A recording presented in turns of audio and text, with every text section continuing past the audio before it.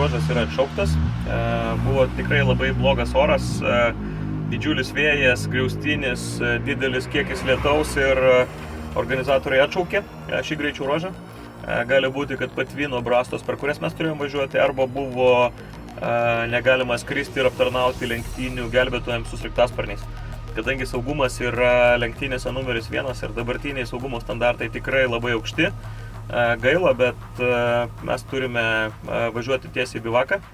Ši diena, net ir blogom oro sąlygom, matyt, būtų buvusi gera mūsų ekipažui, nes mūsų kompetencija ir kvalifikacija iš tiesų leidžia važiuoti labai blogomis sąlygomis. Na, bet yra kaip yra, lauksime antrosios dienos ir keliaujam bivaką.